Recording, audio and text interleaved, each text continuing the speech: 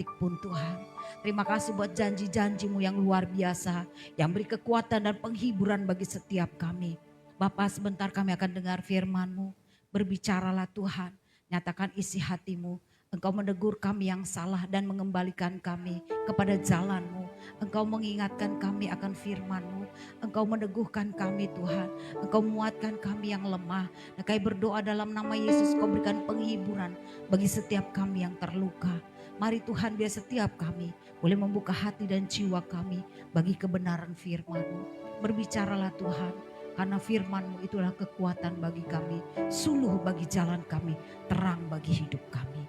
Terima kasih Bapa, kami siap dengar firman-Mu di dalam nama Bapa, Putra dan Roh Kudus, dalam nama Tuhan Yesus Kristus. Yang siap dengar firman Tuhan dan siap melakukannya, sama-sama saya katakan amin. Haleluya, silakan duduk Bapak Ibu.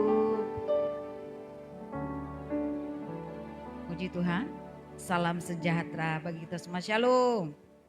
Lama tak bersua. Haleluya, saudara-saudara yang kasih dalam Tuhan, puji Tuhan. Tuhan menyertai kami hingga hari ini. Dan puji Tuhan saya boleh ada bersama dengan saudara pagi hari ini. Kita akan buka Alkitab kita dalam Markus pasal 16. Markus pasal 16. Ada satu ayat yang sama-sama kita akan renungkan hari ini. Markus pasal 16 ayat yang ke-7. Markus pasal 6 ayat 17 ayat yang ke-7. Kita baca sama-sama ya. Yang sudah ketemu katakan amin. Haleluya. Yuk kita baca sama-sama. 1, 2, 3. Tapi sekarang pergilah, katakanlah kepada murid-muridnya dan kepada Petrus, ia mendahului kamu ke Galilea. Di sana kamu akan melihat dia seperti yang sudah dikatakannya. Amin. Saudara-saudara yang kasih dalam Tuhan, ini berbicara tentang kebangkitan Yesus. Sebentar lagi kita akan memperingati hari kenaikan, betul ya? Hari kenaikan Yesus. Saudara-saudara yang kekasih dalam Tuhan, dalam cerita ini diungkapkan bagaimana Yesus bangkit. Dan murid-murid pada waktu itu, para wanita yang datang ke kubur Yesus bertemu dengan seorang muda dikatakan di situ. Dan berkata kepada mereka, jangan takut kamu mencari Yesus orang Nazaret yang disalibkan itu. Ia telah bangkit, ia tidak ada di sini. Jadi seorang muda. Markus menyatakan bahwa itu seorang muda. Di ayat lain, di kitab lain, Matius, Lukas itu menyatakan bahwa yang berkata-kata itu adalah malaikat Tuhan. Jadi saudara-saudara kalau kita perhatikan, malaikat Tuhan berkata kepada murid itu, katakanlah kepada murid-muridnya. Ada 12 rasul yang menjadi murid Kristus, saudara, dan murid-murid yang lain. Ya saudara, yang mengikuti Yesus itu adalah murid-murid Yesus. Dan secara khusus Markus mencatat di sini, katakanlah kepada murid-muridnya dan kepada Petrus. Saudara-saudara yang akan kita sama-sama soroti, renungkan pagi hari ini adalah berbicara tentang malaikat yang berkata, katakanlah kepada murid-muridnya dan kepada Petrus. Pertanyaannya adalah kenapa di situ kalau di kitab lain tidak dikatakan kepada Petrus, tetapi Markus secara khusus menyatakan katakan kepada murid-murid dan kepada Petrus. Logikanya Petrus itu siapa? Murid Yesus. Sebenarnya cukup aja kan Yesus, malaikat itu bilang katakan kepada murid-murid. Tetapi saudara Markus mencatat katakan kepada murid-muridnya dan kepada Petrus. Ada apa saudara-saudara? Saudara-saudara yang kekasih dalam Tuhan, ada penekanan di situ dan kepada Petrus. Kita akan lihat kenapa kepada Petrus. Ya.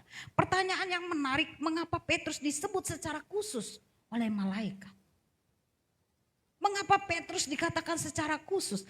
Mengapa malaikat berkata kepada murid-murid dan kepada Petrus? Bukankah sekali lagi Petrus juga ada termasuk kelompok murid? Kan cukup dong ngomong murid-murid doang ya, itu saudara. Tapi saudara, mari kita lihat ada apa sebenarnya. Ini akan sama-sama kita renungkan. Menarik sekali kisah Petrus. Kita akan lihat latar belakang Petrus. Dan untuk memahami ayat ini, kita akan lihat apa yang terjadi dengan Petrus sebelumnya. Saudara-saudara, seperti yang kita ketahui dalam Alkitab. Alkitab mencatat bahwa Petrus adalah seorang murid yang dipanggil oleh Yesus secara khusus. Betul ya? Petrus adalah seorang nelayan. Petrus ada seorang nelayan yang dipanggil oleh Yesus untuk menjadi muridnya. Dan saudara, perhatikan perjalanan murid-murid Yesus, para rasul. Petrus adalah bisa dikatakan sebagai seorang yang seringkali menjadi juru bicara dari antara para rasul. Betul ya? Contohnya ketika hari Pentakosta, saudara, yang terjadi adalah Petruslah yang berani maju. Ketika orang-orang yang menyaksikan peristiwa yang terjadi pada hari Pentakosta, saudara, Petruslah yang berani menyatakan kepada orang-orang yang ada Galilea, orang dari berbagai macam yang ada pada waktu itu, menyatakan bahwa apa yang terjadi dengan murid-murid itu bukanlah mereka mabuk anggur. Seperti yang disangkakan orang-orang pada waktu itu, bukan. Tetapi murid-murid Yesus itu mengalami kuasa Roh Kudus. Jadi saudara-saudara, Petrus bisa dibilang juru bicara gitu ya. Orang yang berani sesuai dengan sifatnya. Petrus tuh orang yang berani, saudara. Ya, dia tidak takut mati. Itu pernyataan dia, bukan pernyataan saya, ya saudara. Jadi dia melakukan, dia berani dan dia juga yang berjanji tidak akan pernah menyangkal gurunya. Markus 14, sebelumnya ya, Markus 14 pada pasal sebelumnya, Markus pasal 14 ayat 31, di situ Petrus pernah bilang kepada Yesus. Apa yang dikatakannya? Yesus bilang begini nih ayat 30. Lalu kata Yesus kepadanya, aku berkata kepadamu sesungguhnya pada hari ini, malam ini juga, sebelum ayam berkokok 2 kali engkau telah menyangkal aku 3 kali. Tetapi dengan, perhatikan 31, tetapi dengan lebih bersungguh-sungguh Petrus berkata, sekalipun aku harus mati bersama-sama engkau, aku tak akan menyangkal engkau. Ini Petrus, saudara. Petrus luar biasa beraninya, saudara. Ya, jadi dia berani berjanji bahwa dia tidak akan menyangkal gurunya. Itulah Petrus. Tapi di satu sisi kejadiannya adalah dia yang berjanji, dia yang mengingkari, saudara. Markus pasal yang ke-14 ayat 66 sampai 72, saudara, ternyata Petrus yang tadi berjanji tidak menyangkal Yesus, ternyata dia menyangkal Yesus. Markus pasal 14 ayat 66. Bapak Ibu bisa geser ke atas gitu ya. Akan terlihat Petrus menyangkal Yesus. Dan dia menyangkal selama 3 kali, Alkitab bilang. Yesus sudah kasih ingat loh, Petrus, ingat, sebelum ayam berkokok 2 kali engkau menyangkal aku 3 kali. Maksud Yesus ingatkan begitu. Tetapi Petrus dengan berani menyatakan, saya tidak akan menyangkal engkau guru. Nah itulah Petrus dengan segala keberadaannya. Oke. Itulah kita juga dengan segala keberadaan kita. Amin. Jadi saudara, setelah Petrus menyangkal Yesus, maka Petrus ayat 72, coba baca. Silakan baca. Ayat 72, Markus 14 ayat 72.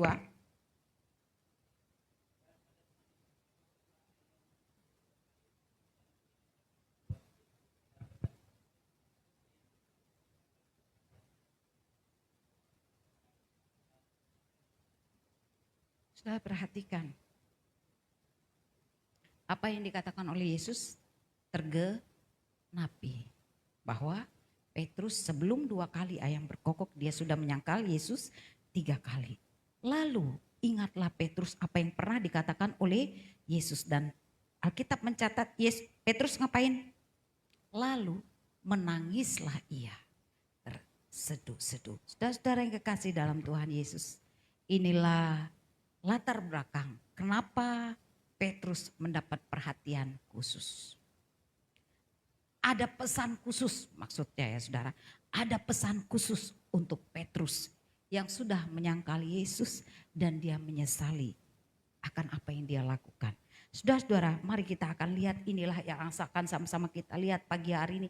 Bagaimana Petrus secara khusus mendapat pesan dari Tuhan melalui malaikat. Pesan yang pertama adalah pesan kasih. Apa saudara? Pesan kasih. Saudara-saudara, penyebutan khusus nama Petrus menunjukkan Kristus mengasihi Petrus. Amin. Sekali lagi, penyebutan khusus nama Petrus menunjukkan bahwa Yesus mengasihi Petrus. Pesan kasih ini diberikan oleh Allah melalui malaikat Tuhan. Meskipun Petrus sudah menyangkal Yesus, Yesus tetap mengasihi Petrus.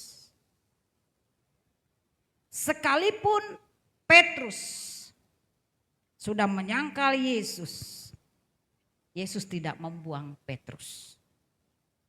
Yesus tidak menolak Petrus, dan melalui katakanlah kepada murid-murid dan kepada Petrus. Pesan kasih yang disampaikan di sini adalah Petrus, datanglah. Ya, Petrus, datanglah. Ini pesan kasih Kristus, bahwa Yesus tidak pernah menolak orang yang berdosa dan menyesali dosanya.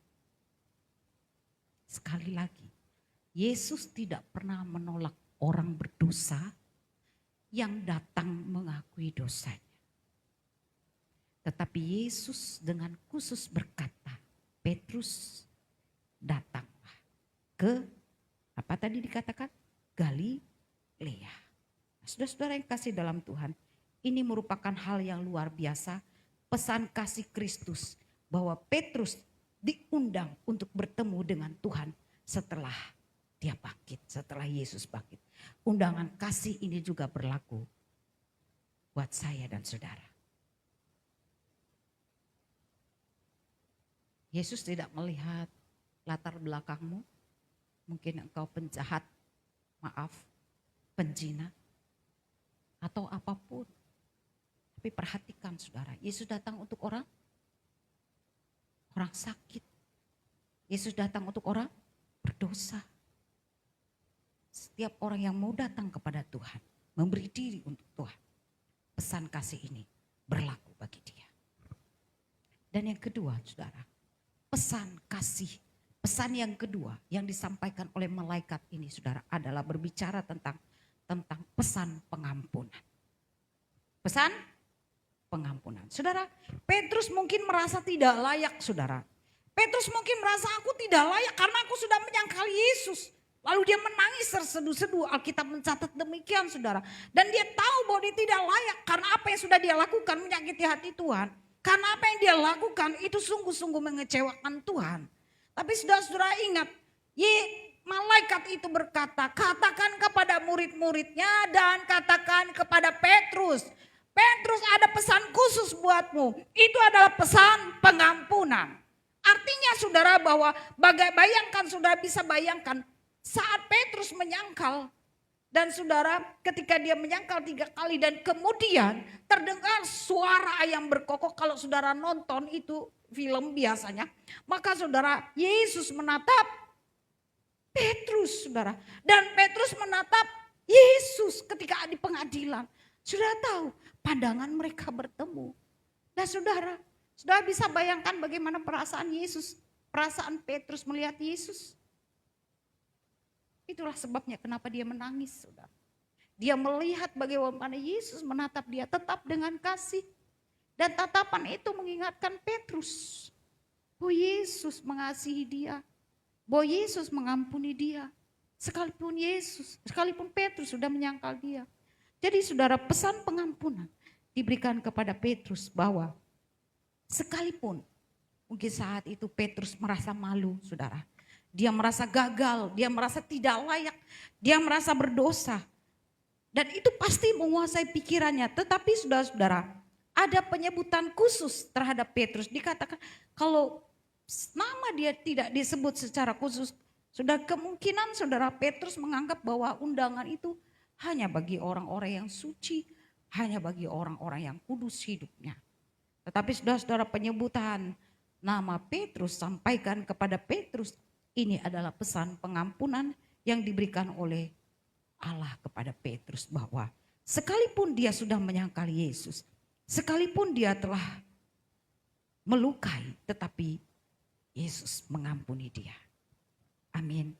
Jadi saudara-saudara yang kekasih dalam Tuhan Yesus Kristus, ini pesan yang luar biasa. Karena Yesus mati, Yesus bangkit untuk mengampuni setiap orang yang mau datang kepada Dia. Pesan pengampunan ini tidak hanya berlaku pada Petrus, tetapi pesan pengampunan ini juga berlaku bagi setiap kita yang datang kepada Tuhan. Ketika engkau bawa hatimu kepada Tuhan, mengatakan Tuhan ini aku, apa yang kulakukan mungkin memalukan Tuhan. Apa yang aku lakukan ini membuat aku merasa berdosa. Tetapi Tuhan, aku datang kepadamu dan mohon pengampunan daripadamu. Ingatlah firman Tuhan mengatakan, jikalau engkau datang kepada Tuhan mengaku dengan sungguh-sungguh di hadapan Tuhan, Dia adalah Allah yang setia dan Dia adalah Allah yang adil, akan mengampunimu dan menyucikan hidupmu.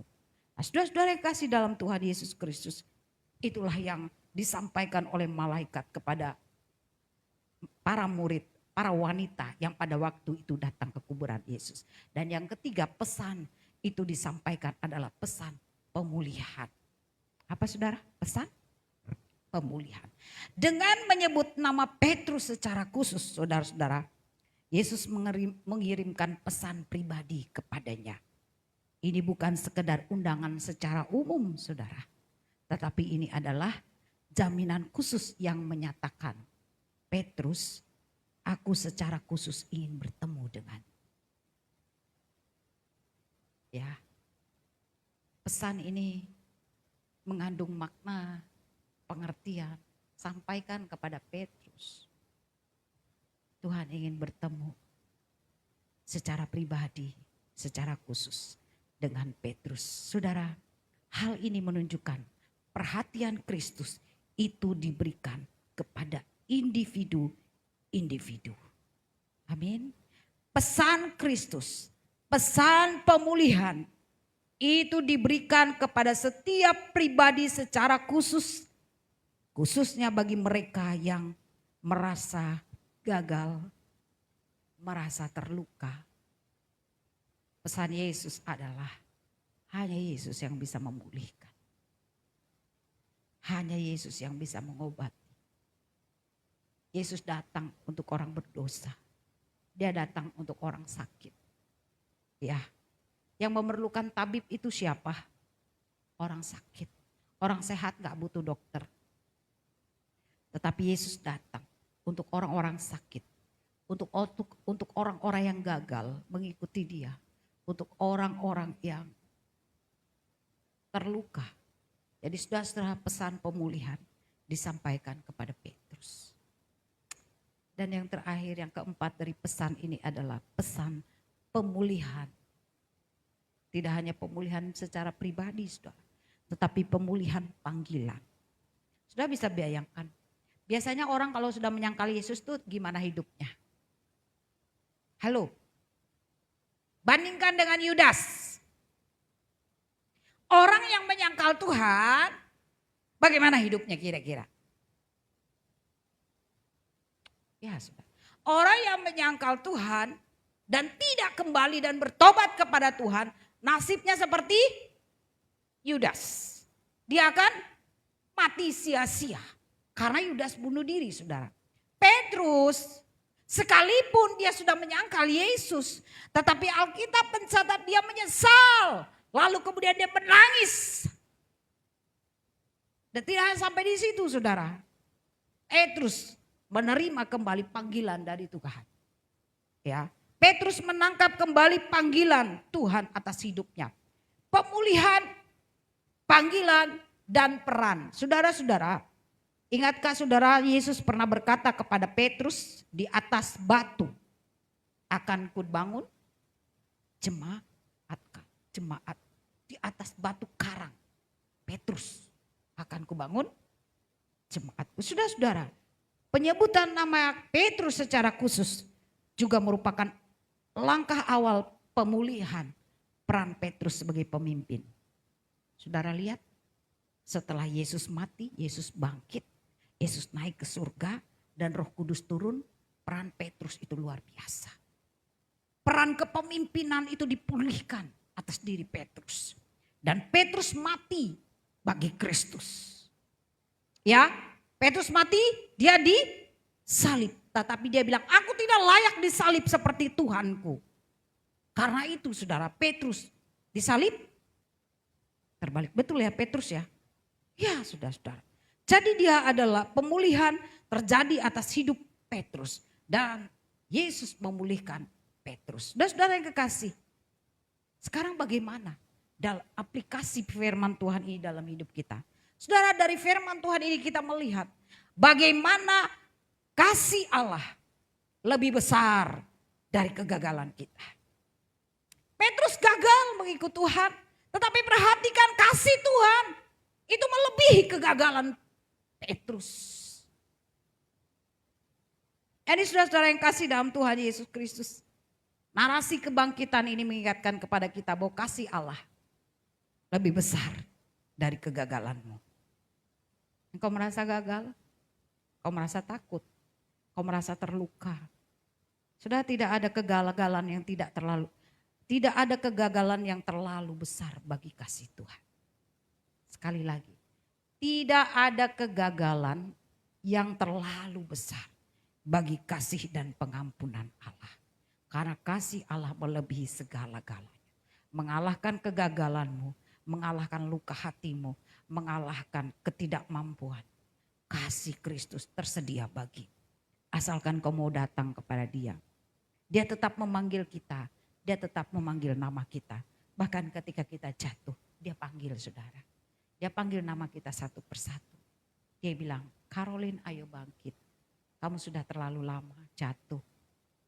Saudara panggil namamu satu-satu.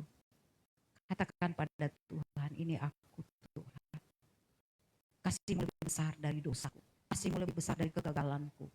Kasih-Mu lebih besar dari penderitaanku. Kasih-Mu lebih besar dari kesengsaraanku. Kasih-Mu lebih besar dari masalahku. Kasih-Mu lebih besar dari apa yang aku alami. Kasih Kristus lebih besar dari kegagalan yang kau hadapi. Karena itu pandang pada kasih Kristus. Dan yang kedua saudara, yang saudara harus lakukan dan yang kita harus lakukan adalah, dan harus kita pahami adalah, Allah memperhatikan setiap orang yang terluka. Petrus terluka karena apa yang dilakukannya. Petrus terluka karena kesalahan yang dia lakukan. Dan dia tidak hanya melukai diri, tetapi melukai Yesus. Tapi saudara, sekali lagi Allah memperhatikan Petrus yang sedang terluka. Tuhan punya perhatian khusus kepada setiap kita yang hancur dan tidak layak di hadapannya. Makanya ada pujian yang luar biasa ya saudara. Kau tidak memandang rupa, ya kan? Pengampunan yang kau beri, pulihkanku. Iya kan? Jadi saudara-saudara yang kasih dalam Tuhan. Tuhan tidak pernah mempermasalahkan dosamu. Kasih Dia lebih besar. Tapi bukan berarti kita wenang-wenang.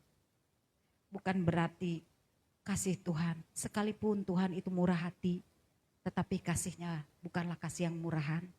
Ya saudara, karena itu biarlah kita beri hidup kita, hati kita bagi Tuhan. Pemulihan selalu ada bagi setiap kita. Cerita Petrus mengingatkan kita bahwa pemulihan selalu ada. Dari titik terendah dalam hidupnya, Petrus kemudian dipulihkan menjadi pemimpin gereja mula-mula yang perkasa. Sekali lagi, dari titik terendah dalam hidupnya, Petrus mengalami pemulihan menjadi pemimpin gereja mula-mula yang perkasa. Jadi saudara, kasih Kristus diberikan kepada setiap pribadi. Saudara-saudara yang kekasih dalam Tuhan, sekali lagi penyebutan nama Petrus secara khusus membuka pemahaman bagi kita bahwa Allah menunjukkan kasih-Nya, Allah menunjukkan karakternya yang penuh dengan kasih, yang penuh dengan kemuliaan, yang penuh dengan keadilan, kebenaran. Dan pesan ini juga diberikan kepada saya dan saudara. Hari ini saudara-saudara, jikalau ada kita di antara kita yang merasa seperti Petrus, kita merasa telah mengecewakan Tuhan, mari datang kepada Tuhan. Mari kita tundukkan kepala. Dengarkan pesan kebangkitan Yesus. Tuhan menyebut namamu secara khusus. Dan dia mengundang engkau untuk bertemu dengannya dan mengalami pemulihan di dalam dia. Kasih, pengampunan, dan pemulihan berlaku atas kita. Terima kasih Tuhan.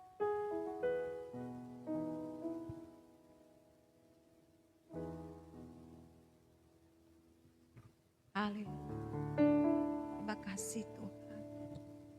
Mari saudara, kalau engkau merasa seperti Petrus, kau merasa gagal mengikut Tuhan, kau merasa jatuh bangun, bahkan mungkin engkau berada di titik terendah seperti Petrus. Secara khusus Yesus memanggil Petrus. Aku mengasihimu, aku mengampunimu, aku memulihkanmu, aku mengangkatmu. Dengar baik-baik pesan ini diberikan kepada setiap kita secara pribadi. Mari datang kepada Tuhan. Terima undangannya. Haleluya. Betapa besar kasih pengampunanmu Tuhan. Tak kau pandang hina hati yang hancur.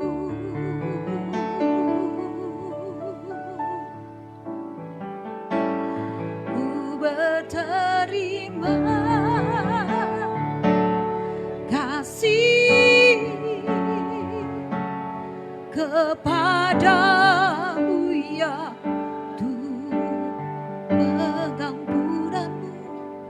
pengampunan yang kau beri, pulihkanku. Mari naikkan pujian ini. Haleluya. Sejauh timur dari barat, engkau membuang dosaku. Ya Tuhan, tiada kau ingat lagi pelanggaran. Jauh ke dalam tubir laut, jauh ke dalam tubir laut, kau melemparkan dosaku. Tiada kau perhitungkan kesalahan. Sekali lagi naikkan pujian ini. Haleluya. Sejauh timur dari barat, engkau membuang dosaku. Terima kasih Tuhan.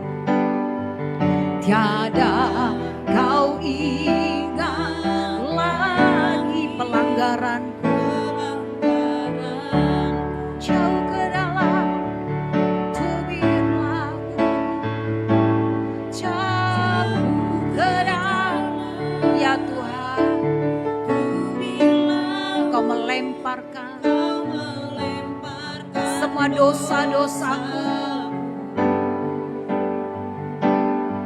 Tiada kau perhitungkan kesalahanku. Oh Tuhan, terima kasih. Betapa besar kasih-Mu, kasih pengampunanmu Tuhan. Tiada kau pandang hina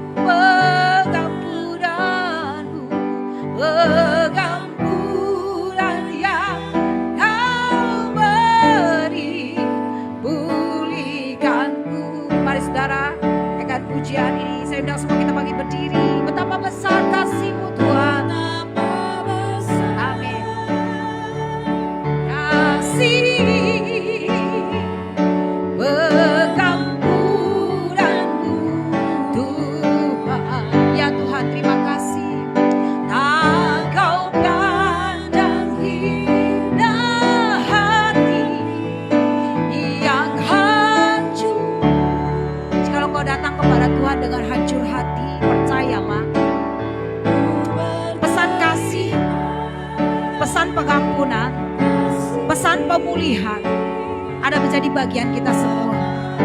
Yes Tuhan, terima kasih. Pengampunanmu, pengampunanmu